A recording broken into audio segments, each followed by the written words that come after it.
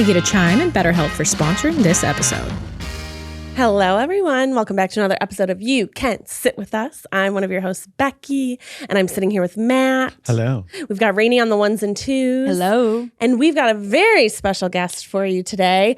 Back by popular demand, the people said, bring back Joey. I'm here. Hi. And so she came to sit with us today, and we're so excited. I'm so excited Welcome to be back. here. How's it going? How was your weekend? It was good. I spent 6 hours at the Central Library on Saturday. Okay. Oh, tell us more. It's a happening Sounds like place. a lot of reading. They also have this really cool space called the Octavia Lab where you can do 3D printing, embroidery, digitization of your stuff. And Oh, wow. everyone can print a large format poster like once a week. Like What? if you wanted like a giant picture of Henny and Keith like this big, you can just go and get it done for free. Okay, no, I never even knew this. Going to I've do never after even been this. to the library in LA before. That's horrible. You should. Yeah. I mean, I know that you like to play the New York Times games. If you Yeah, have a yeah. library card, you get a free subscription to the New York Times. Oh my gosh. I should do that. Whoa. I mean, support journalism, but you know, if you're someone I mean, who would like to LA access County's it. paying, you know? Yeah, That's Someone's true. paying. there's so many awesome services. I That's think true. that some libraries in LA you can even rent camping gear. Whoa. Library's a cool place. knew the Well, I library had so learned many from things. you on TikTok, you can also get COVID tests at the library. Exactly. Oh. Library kids. Library kids. You know, my local library is closed. I know. Because you weren't going enough, Becky. You weren't being a patron. Now they're fixing the roof. They've just been fixing the roof for Okay, like okay. months. Well, I if think we're any of supposed to go you want to somewhere do a cute little library trip, I'm always down. Forever and fun. always. Forever and always. Matt's like, I don't even know how to read. I forgot. He can only read Italian. I just have it talk to me, you know? Yeah, I'm a good audiobooks, that's listener. reading. Yeah, Like I'm a we good love to listener. say, we read on TikTok. What did you guys do this weekend? I had a very uneventful weekend, Mm-hmm. but I did actually go to a 50th birthday party, which was very exciting. It was very fun. Yeah. Was it yours? It was mine. No, Becky, I'm not that much older than you. Okay, just a couple How do you months. stay so young? Right? I'm actually younger than Becky. Is the craziest part. Matt is Henny. No, one of our friends rented this studio space downtown, and it was like a space that is meant for like photography, for like shoots and stuff. And then she transformed it into a birthday venue. So there was like a dance floor and a DJ booth and That's like cool. a bar area, and she catered in food, and it was really fun. Was there a was theme? cute. Like, did It people was have a to dress theme. up? She didn't get to go to her prom. So she did an 80s/90s style prom theme. So you could dress up if you wanted. Yeah. So it was really fun. It was a really cool party. What did you wear?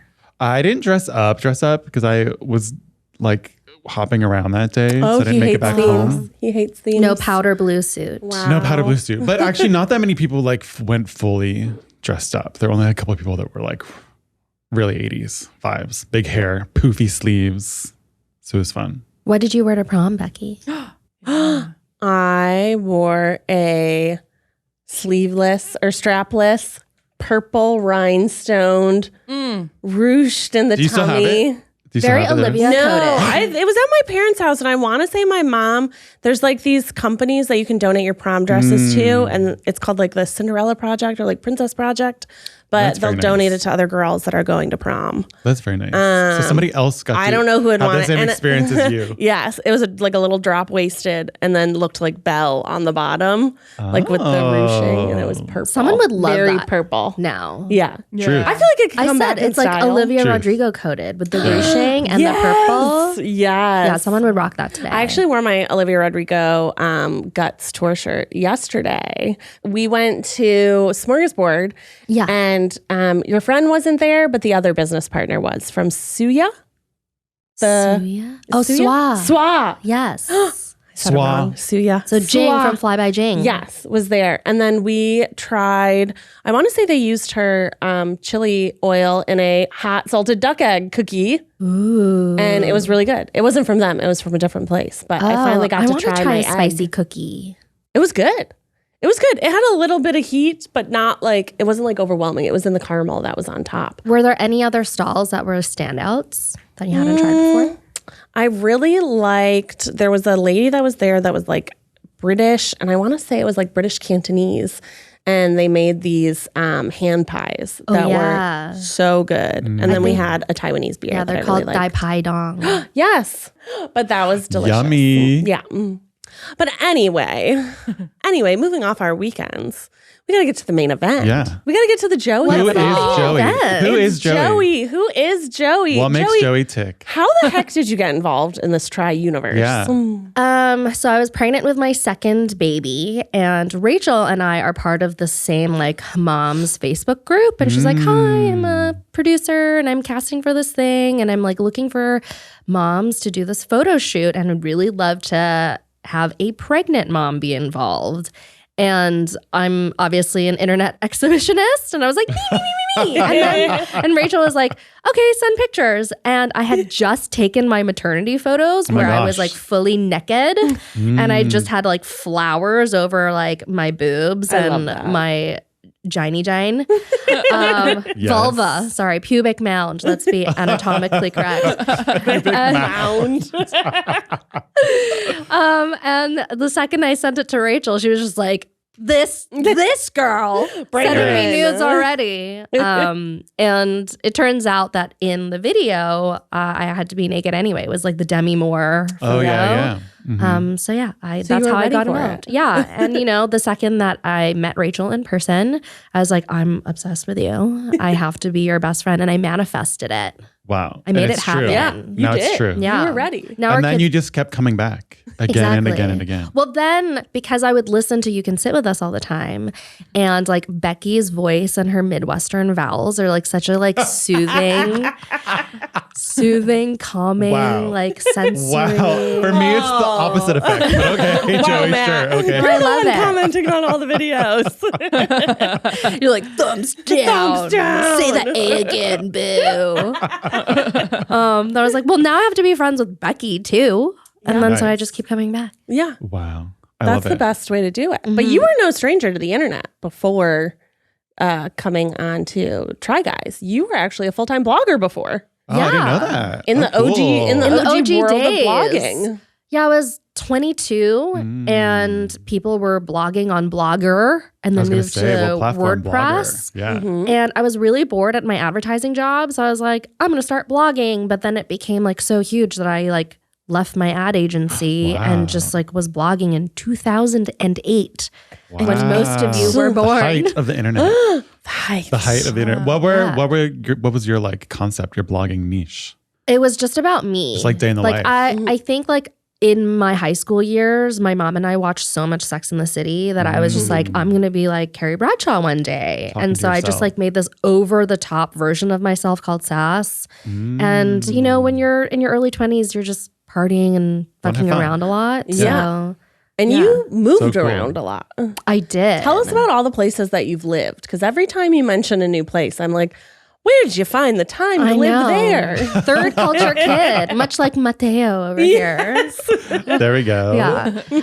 I was born in Hong Kong, and my parents were afraid of what it might look like when China took over Hong Kong again. So they're like, we have a baby now. We have to move somewhere safe, which is Canada. Canada. So I grew up in Vancouver. I love Vancouver. It's so beautiful. Great place for kids to grow up in.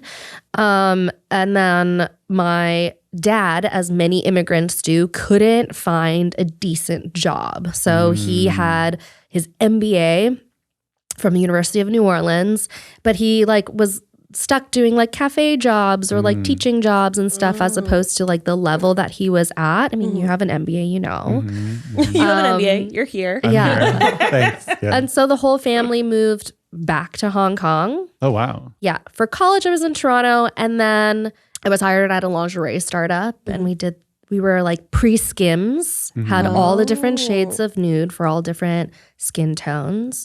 And we did this like huge campaign in the New York subway, so much that like Richard Branson commented on it. I was like, what a moment. Whoa. Iconic. Yes. Did you like print it and like frame it? No, it was a tweet, so I can always go on X and refer to it, I guess. Go to Well, where else have you lived? Because you just talked about Toronto, New York, LA, Hong Kong. Hong Kong. Yeah, so I spent 5 years in New York, during my first marriage. But with the company, we would fly to a different place like every couple of weeks or months. So I would spend like 3 months in Vegas, Oh, like wow. couple weeks in Gilroy, or like 4 times a year I would fly to Australia. Gilroy. Where's Gilroy? Gilroy's where AJ's from. Gilroy's Oh, yeah, in California. up in the Bay. The garlic Yeah. capital of the world. Oh, yes. Garlic. I mean, have you ever counted how many cities that you've had to travel to Well, as a consultant? they were mostly because I mostly did long-term projects. So actually in the end, it's not that many Yeah. because I'd be like a year plus in each place. Oh, whoa. Mhm. That's commitment. Yeah. I don't know that I would have wanted to spend a year in Gilroy. No.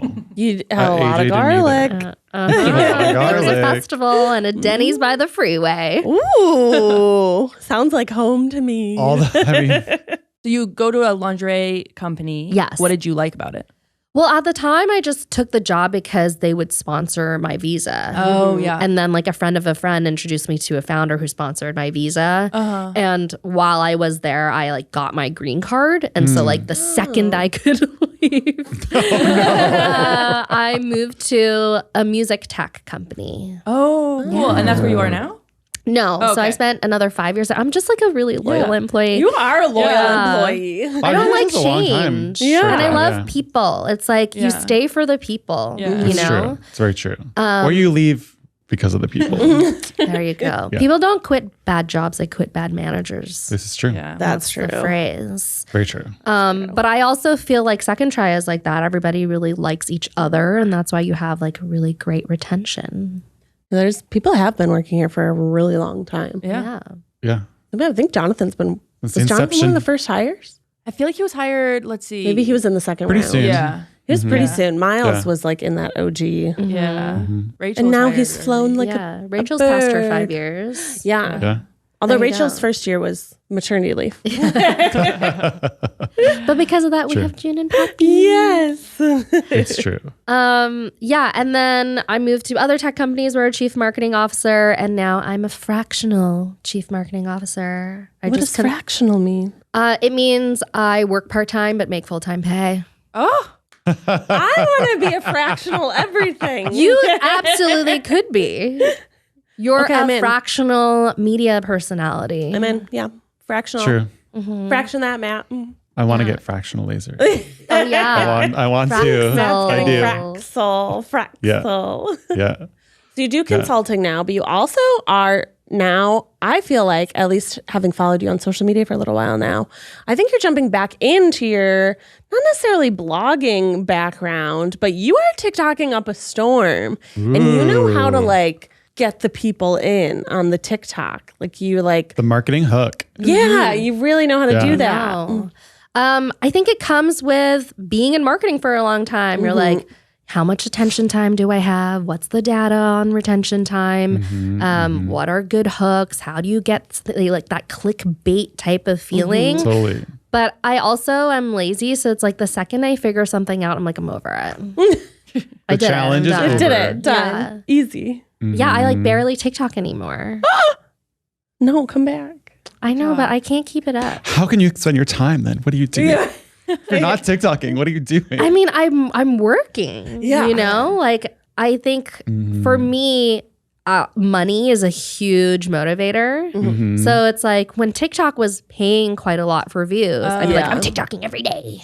Right. You know, I can translate like an hour of my time to like $2,000. whoa. But you know, after the algorithm changed, I was like, I'm not going to spend an hour to like record and edit and post a video to like not make any money. I could spend that hour on my business Right. and make Yeah. more money. And so like really like I'll do anything people will pay me for. Economics. There you go. I love that. Economic. What do you think of that Wolf of Wall Street like marketing? Like, you know, at the end, he's like, here's how you sell a pen. Or wait, no, that's the beginning. This Yeah. is like you sell a pen by asking somebody to write. Yeah. Like do you think that's true? Does that work? I do because I think successful marketers are really great psychologists. Oh. Like they just understand people's like Interesting. needs and wants. Yeah. So instead of being like, look at this mug. You know, it features 12, it's like 12 adorable images of Zach giving his oh my God face. But instead it'll be like, do you want some tea? And you're like, yeah, you know, you create that need. And you're like, oh, do you have any mugs? And I was like, oh no. It's like, well, here you go. You know, it's like identifying or creating a problem, manipulating a problem, creating that desire, and then filling that with a product instead of just being like, this product is great. Yeah. It's like a mattress. Instead of being like, this mattress has 7 layers of whatever it is. It's like, do you wake up with a crick in your neck? Are you not getting enough sleep? All makeup marketing is basically this. And skincare. Do you have horrible puffy skin? eyes? Do you have wrinkles? Are Do you a have... woman with insecurities? Yes. They're like, how can we take this? Yeah, giant total addressable market. Yeah. Summertime is a great time to start building credit because we're spending so much time with friends and family, and there may be extra expenses to go along with it. I don't know about you, but I am spending more than I normally would just hosting people, and summer should be about fun, and it shouldn't be financially stressful. And with the Chime Secured Credit Builder Visa credit card, it's easy to start building credit with everyday purchases and regular on-time payments with no annual fees or interest. And if your credit scores grow, so could your opportunities for lower rates on loans. The Chime Credit Builder Visa credit card is great because it has no annual fees, interest, or credit check to apply. You could use it everywhere Visa credit cards are accepted, and you can build credit using your own money. They have fee-free overdraft with SpotMe, and you can overdraft up to $200 without fees when you set up a qualifying direct deposit. With Chime's secure credit card, you can improve your credit scores all summer long. Get started today at chime.com/sitwithus. That's chime.com/sitwithus. Chime. Feels like progress. The Chime Credit Builder Visa credit card is issued by the Bancorp Bank N.A. or Strike Bank N.A. SpotMe eligibility requirements and overdraft limits apply. Out-of-network ATM withdrawal and OTC advance fees may apply. Terms and conditions apply. Go to chime.com/disclosures for details. This show is sponsored by BetterHelp. I know the internet can be super overwhelming at times because everything is a highlight reel and it's almost impossible to not want to compare our lives to others. Comparison is the thief of joy, and it's easy to envy other people's lives. It may look like certain people have it all together on their social feeds, but I can guarantee you they probably do not. Therapy can help you focus on what you want instead of what others have, so you can start living your best life. We love therapy here at You Can Sit With Us. Having time dedicated to a non-biased opinion and kind of focus on the things that are important to us, we find is super beneficial. If you're thinking of starting therapy, give BetterHelp a try. It's entirely online, designed to be convenient, flexible, and suited to your schedule. Just fill out a brief questionnaire and get matched with a licensed therapist. Switch therapists at any time for no additional charge. Stop comparing and start focusing with BetterHelp. Visit betterhelp.com/sitwithus today to get 10% off your first month. That's BetterHelp, HELP.com/sitwithus. Exactly. Something else that you've been working on that we teased during the breastfeeding episode, which I think came out, your resource guide came out shortly after that episode. But do you want to tell people about the resource guide you created and kind of what led you to needing to make that? Yeah, cool. So I was diagnosed with autism in my 30s, which is a long chunk of your life not knowing that you're neurodivergent. But because I have kids, and one of them is diagnosed neurodivergent, the other one we're still looking to see. You know, I really like to advocate for the neurodivergent community. And myself and my friend Hannah, who is a clinical director of the Center for Connection and also a speech and language therapist, we co-wrote several resources. So I have a downloadable that's free, which is 10 powerful questions to ask a potential therapist. So it's geared for like parents and their kids. But obviously, if you're like an adult searching for a therapist, these are good things to kind of like keep in mind to see if someone's a good fit for you. So that's for free. You can find that in my link in bio. And then we also wrote a guidebook for parents to like, how can you access services? Because, you know, usually you have a baby, you're probably taking Henny to a ton of pediatrician visits, right? How often are you guys going now? Like once a month? No, his pediatrician, he's down to like every like 3 or 4 months. But the thing that we're doing a lot now is dealing with the regional center for his physical therapy. Exactly. And man, I wish someone would make a resource guide for that because it really is. I'm like, do you want to help me or do you not? Because I'm getting the vibe you don't want to help me. I'm having to escalate calls You have to sometimes. Call Yeah. and escalate. That's Yeah. Learn Matt's that tip is escalating. So I've had to I'd like to escalate this issue. I've had to escalate a few times, and like it's hard understanding all the hoops Right. that you need to go through, or even like what is accessible to you. Exactly. Like what you are There's just so much owed as a bureaucracy. taxpayer. Yeah. It's quite a lot of work. Yeah. But, we made this guide because usually when you go to the pediatrician's office, they're like, we noticed that like a certain milestone hasn't been hit, or maybe there's like some kind of delay, or just like an area your baby could have help with, or child, or 4-year-old, or 5-year-old, or whatever it is. And some people can't even get to that first step of accessing the regional center, let alone like all the hurdles you have to get to when you get there. It's like, what's the first step?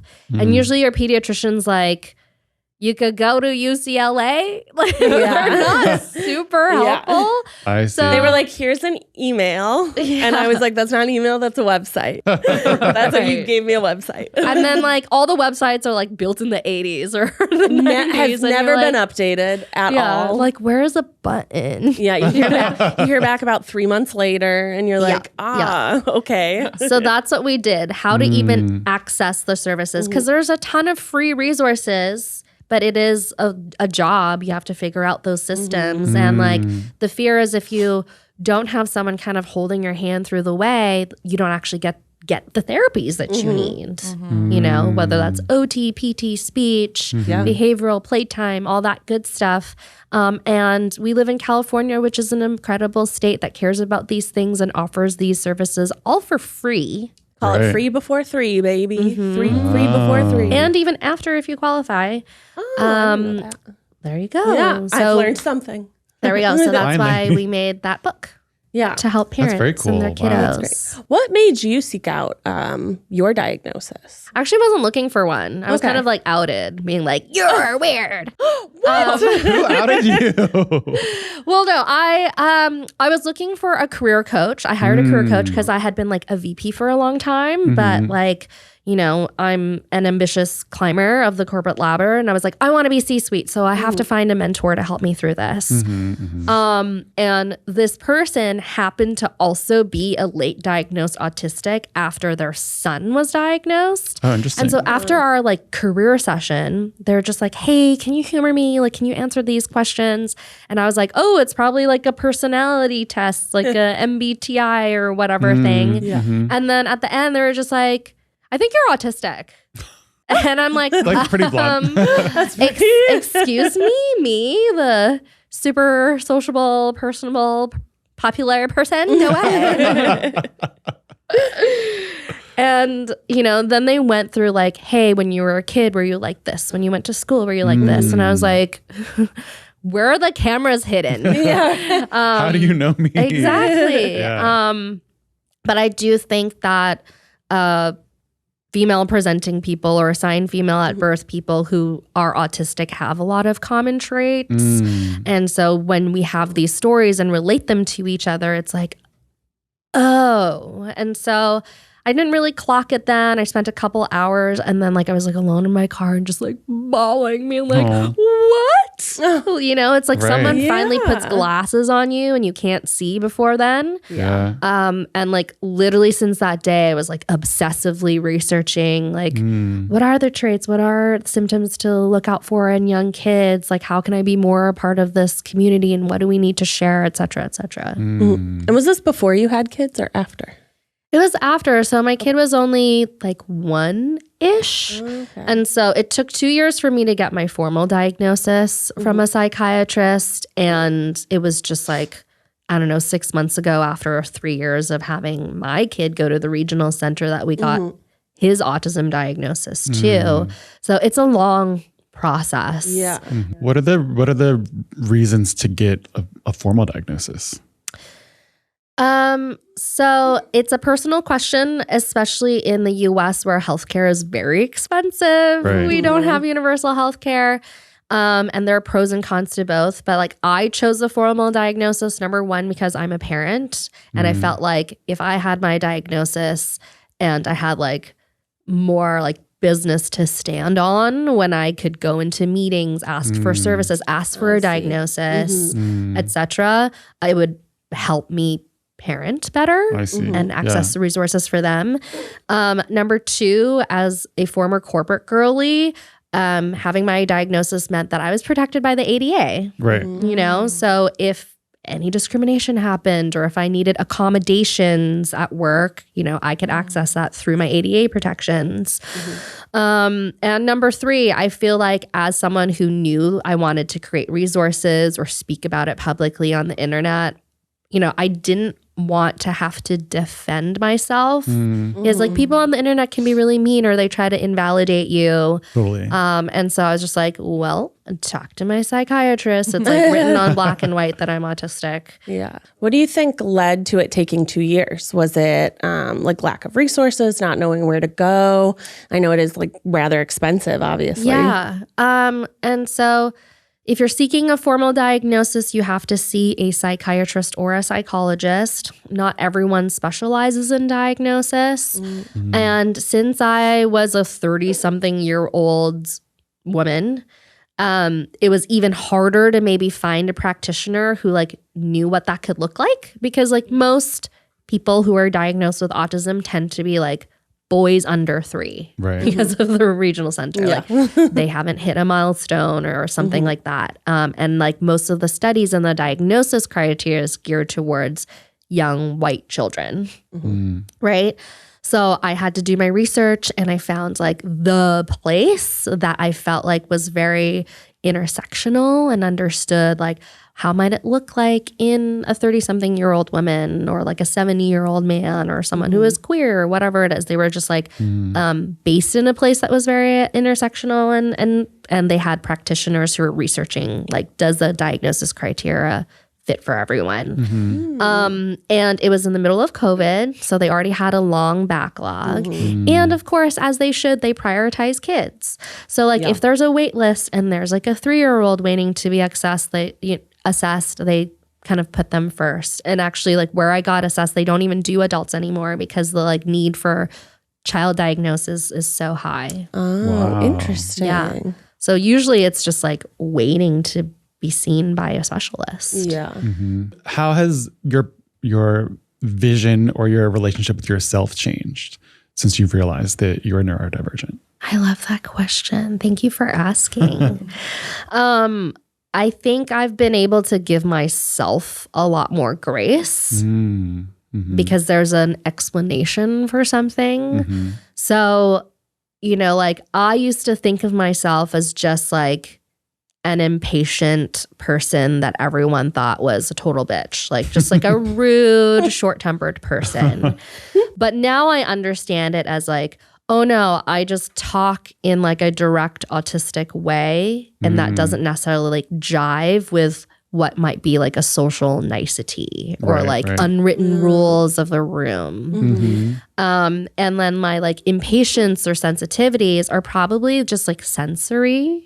Like I get a lot more snippy if it's loud or I'm hungry or whatever it is. And it's really just like something's happening in my body. And if I just take care of myself and accommodate something, then I'm like a much more pleasant person to be around. I mean, aren't we all? Like, do you ever notice something where it's like, oh, you know, I'm being a little moody, but really it's because like I haven't eaten. Oh, 100%. I'm tired all the time.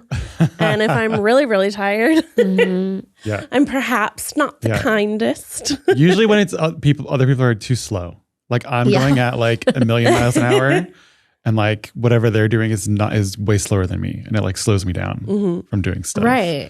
You're That's like, what really gets me mad. You're like, I have my shit together. Yeah. Like this call shouldn't take an hour. This call should take 5 minutes. You know? See, that's how I feel all the time. Yeah. You know, when you just have like that's frustrating. Yeah.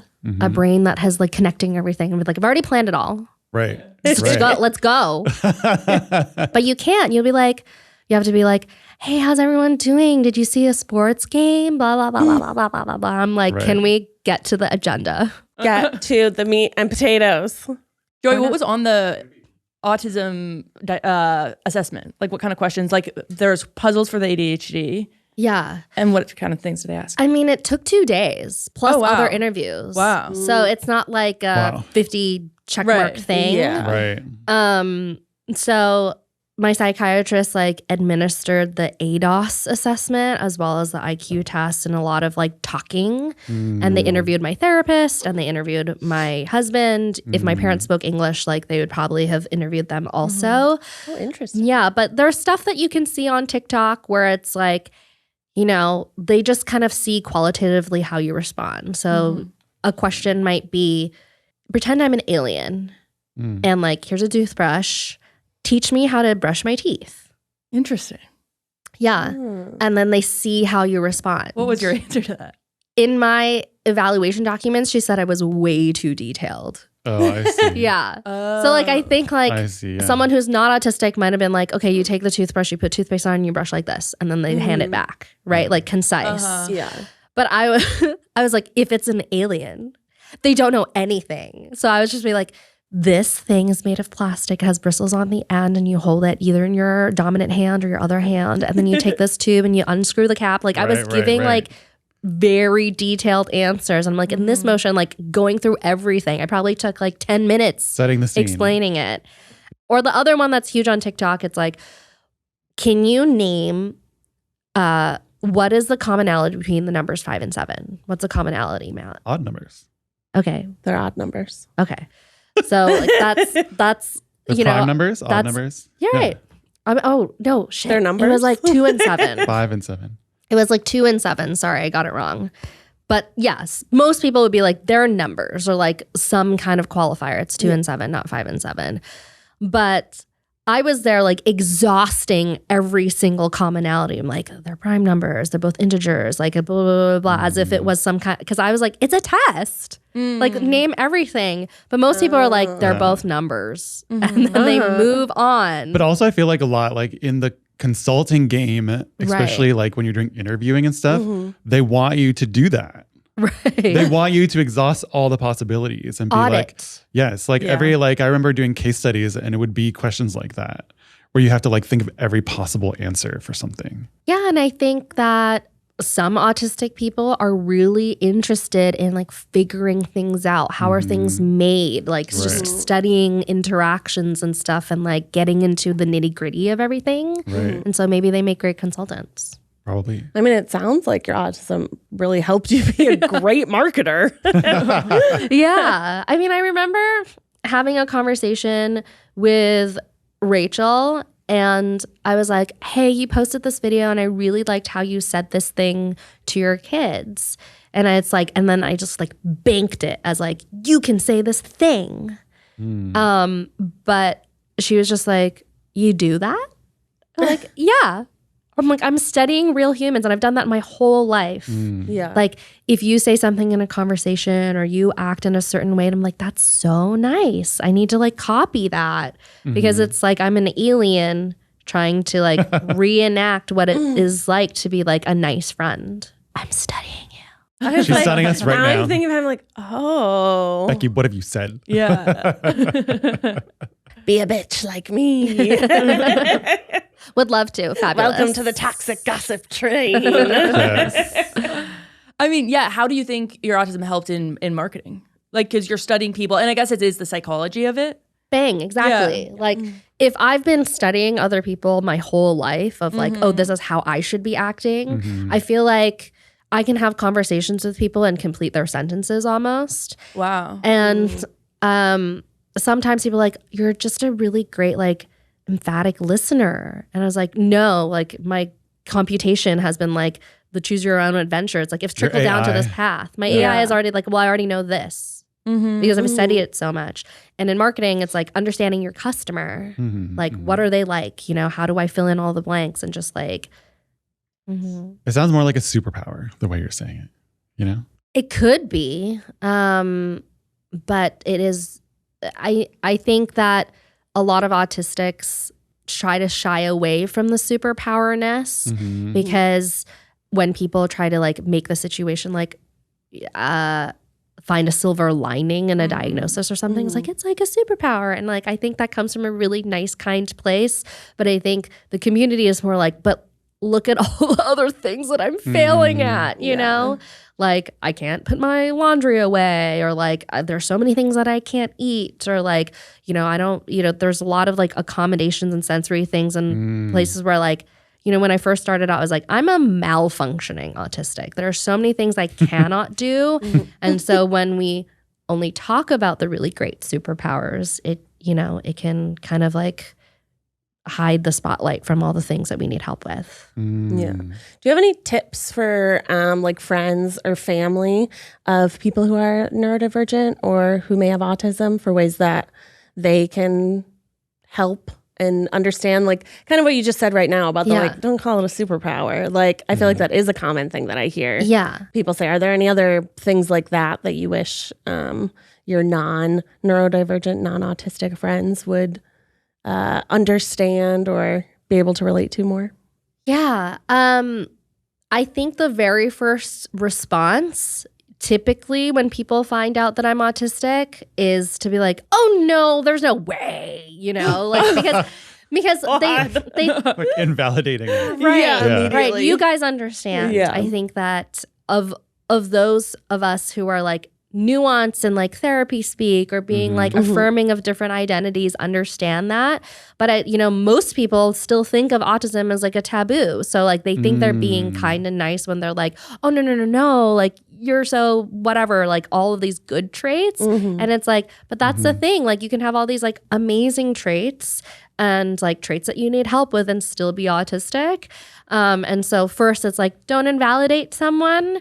But I also think that like neurodivergent people could be mindful that like someone's coming from a really good place and they might not have just learned the tools of like how to respond. So I think there's like both sides could work on it, as opposed to be like, don't call it a superpower. It's like, oh, well, thank you.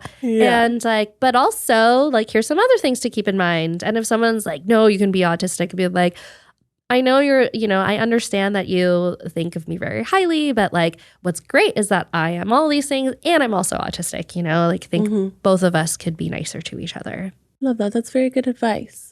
I have a question that's sort of diverting us from this topic. Sure. But I want to make sure we get it in, because a lot of people were commenting and wrote in about it, is they wanted you to speak a little bit more, if you wanted, about the gender dysphoria that you felt while breastfeeding.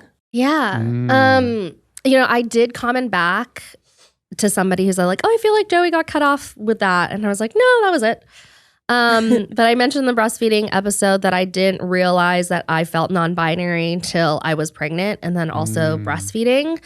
But it was just this like guttural feeling when I was breastfeeding or had a baby in my tummy of like, I don't belong in this body. Like I do not feel like a woman. And I think like throughout life, even as a kid, it was more like, I don't think I necessarily like identify with girlish things. Like I didn't want to like dress girly. I wanted to do like sports like the boys, or even now a lot of my closer friends are guys.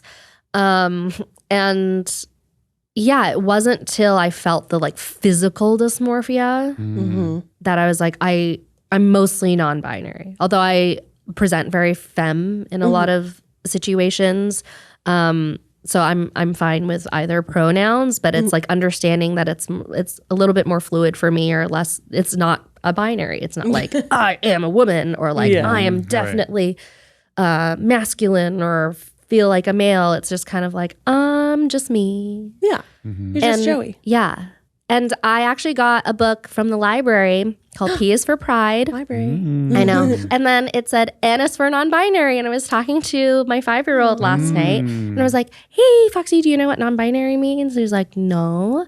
And I was like, sometimes people don't feel like a boy or a girl on the inside. They're just themselves. And then he yelled, I'm non-binary. So I was like, cute. great. And then that's kind of how I explained it to Fox. But like that's at its core. Right. Especially when my body was the most female. I was like, not a woman. Yeah. This feels really gross to me. And like, you just want to crawl out of your skin. But that's when I sort of realized it for myself. Yeah.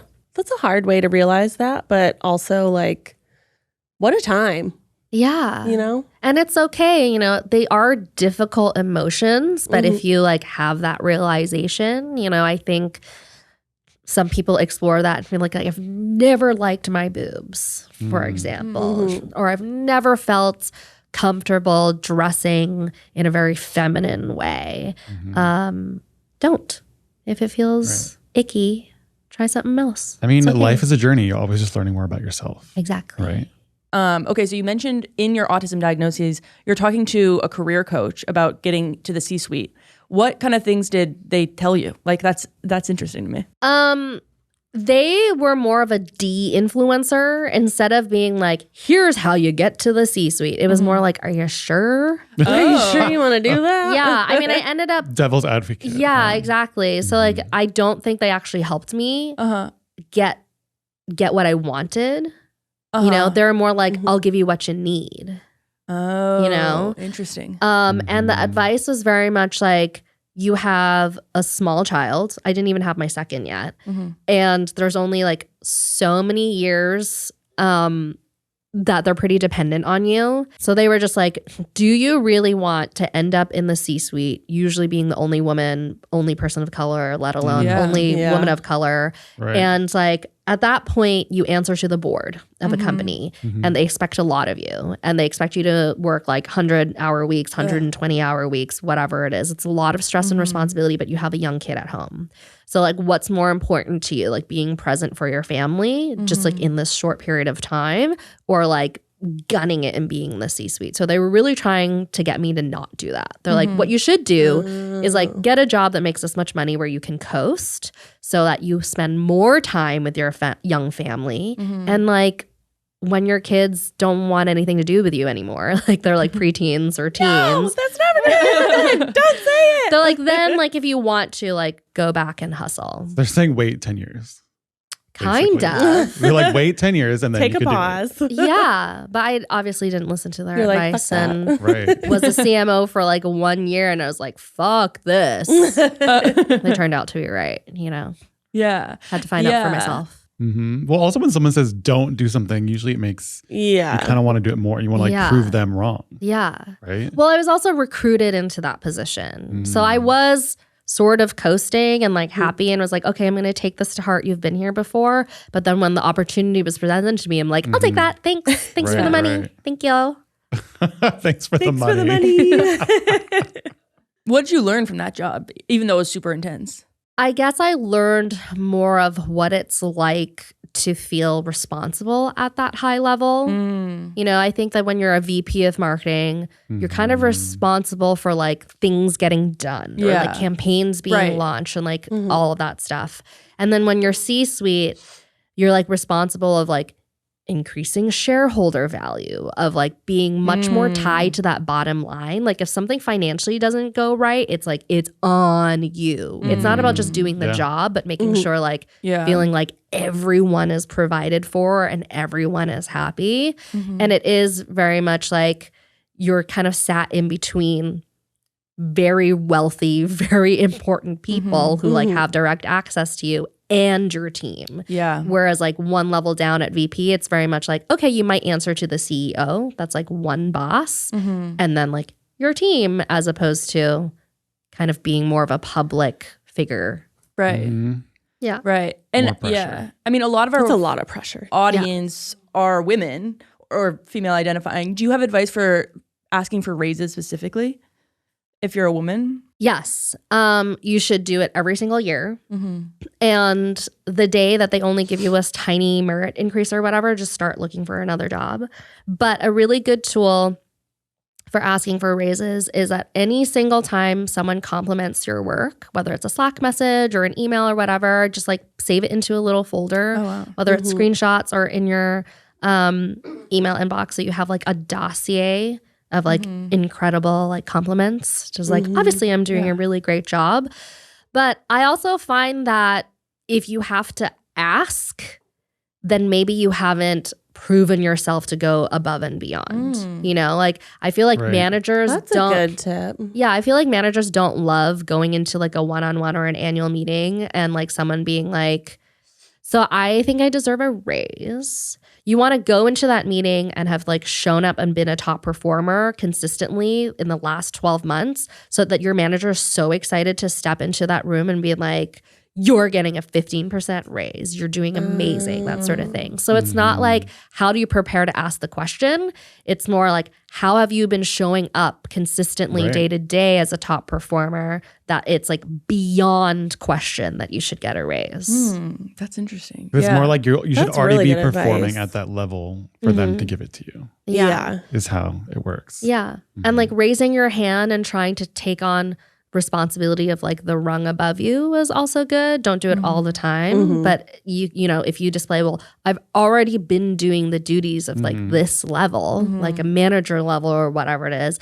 I've shown I'm capable at it. I'm shown that, you know, then I should be compensated for what I'm providing. Interesting. And another tip, this is getting back into like the psychology of it, right? If you go in asking for a raise because you're like, I just signed a new lease and like my expenses are going up, or I think it's like me, of like, I need this raise. People are less inclined to be like, what does it do for you? So if it's like, you know, if I got this promotion or raise and I am able to do X, Y, Z, that would bring more money to the table or more freedom to your manager or whatever it is. Whereas it's like coming and be like, I've decided that I can take on this, this, and this, take it off your plate. And since I'm performing at a higher level, I just feel like I should be compensated for that. So like stick to the work, stick to the value that you bring to the table, and kind of like leave your own problems behind. Yeah. What if, so taking that a step further. Yeah. So you've done it. You've shown I am a good employee. I'm the best. I'm bringing everything I can to the table, and someone still doesn't give you a raise. What? Is it look for a new job is the advice? Yes. So on average, raises or merit increases or cost of inflation increases are probably like 3 to 15% at a company. You know, regularly you're not going to get more than that every year. But people who jump jobs usually don't jump until they get a 20% to 200% raise. Oh, wow. Oh, wow. And so if you're early in your career, within 2 to 3 years, if you're not getting a promotion and a raise, or you're getting a teeny tiny one, like you've had a few big jumps and then you're just getting a small increase, look for another job because you will get that big jump. People understand you're not legally allowed to ask, how much were you making before? But internally, you're like, would I move for an extra 10K, or would I switch what I have amazing that's going on for like 25, maybe then. And, you know, I watched my like male counterparts who have similar situations do that. Like I did 8 years, 5 years, whatever. My salary was like slowly rising. And then once I got to C-suite, it went shot up like this. Whereas they kept jumping every year and a half or two. And it was like, up. You know, they got there much faster. And with compounding interest and smart investments, they could have more wealth than I did getting there faster. Great tips. Yeah. Great tips. Yeah. I'm not even looking for a C-suite job, and I'm like, Well, you could Now do you I want need to know my worth. Now you want your to. C-suite. Who do I gotta talk to? Joey, I feel like we never have enough time with you when you're here. thank I you. always want you to stay for like 3 I Wealth also of feel like knowledge. I talk way too much. Wealth of knowledge. No, That's all why we we invite do you. is That's why we invite talk. We invite you so we don't talk. We get to hear your But brain. they're here for you, the stars. Girl, they're here for you. Oh. You're a star among us. Wait, You're a star in Gen, our Gen Z be heart. Gen Z. K-pop This hearts. is- Yeah, the Matt K-pop loves parts. this one. I do love this one. That's his It's so favorite. cute. They're so cute. You can do it Joey, with one hand. where can the people find you on the internet? Where can they follow, like, comment, subscribe? I am at Joey No Good on Instagram. Joey Love No that. Good. Go find Joey No Good on Instagram, and we'll, of course, tag you below. And you can get my resources for free. Yes. For low cost. Love that. Well, thank you so much for sitting with us today. I know you said you're a big fan. Do you want to take us out with some remember tos? Okay, remember whatever you want. Okay, remember to wash your hands, give backs for everything that you can, be kind to people, tip your servers, Wow. and give each other grace. Love that. We'll see you next time, guys. Bye. Bye.